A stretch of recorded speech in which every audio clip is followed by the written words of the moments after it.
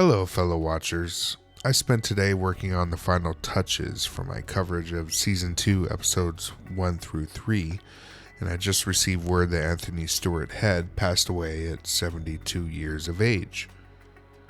That's too young for such a beautiful soul. The same goes to the troubled life of Nicholas Brendon and even Michelle Trachtenberg, who played Dawn in later seasons of the series. I chose not to reference the passing of Xander and Dawn when I started this channel because that dates the release of my episodes, while also diverting from my main goal for this channel.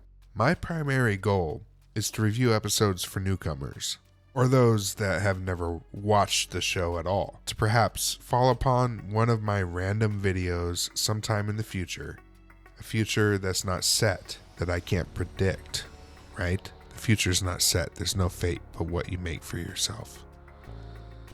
I hope that I keep this going at least until the end of Season 2, because that is when I fell in love with this show. That is when I was completely roped into some of the best television I've ever seen in my life. I mentioned in previous videos, well maybe hinted more than mentioned, that this is something that I didn't initially enjoy watching, but eventually became addicted to. And I mentioned this in the conclusion of my episode 2 review of the Buffy the Vampire Slayer movie. For my channel up to this point, we aren't at parity with the moment when I fell in love and rode the wave through the series' missteps and falterances from one season to the next. Just so you know, I'm not doing this channel to crap on Buffy the Vampire Slayer. That's a waste of energy, that's a waste of my time, to cover so many hours of my effort for something that I don't have a passion for. So don't ever think that when I speak ill of an episode or any points within the series, that it's out of a place of spite. It's not. At the same time, I'm going to call it as I see it as the episodes progress.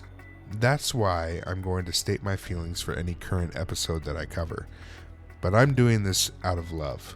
I also don't want to be dishonest, nor cover up the warts that this show has, which there are plenty. In some ways, I find the most beautiful things in life are recognizing how the faults and potential perfection make the more beautiful details shine that much brighter.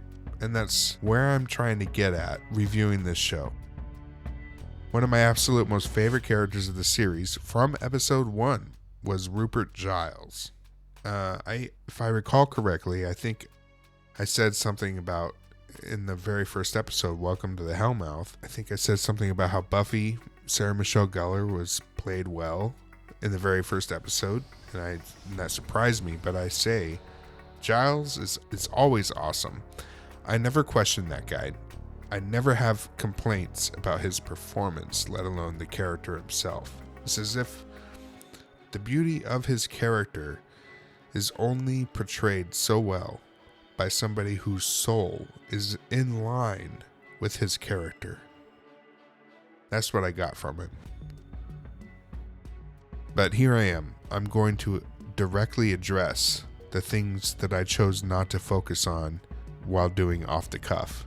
The passing of time, the fragility of life, how time can be cruel and steal away things that you love and admire. But let's not also forget that history is never completely erased as long as people exist, and the memory of those that came before still live within the hearts and minds and souls of those that were inspired by them.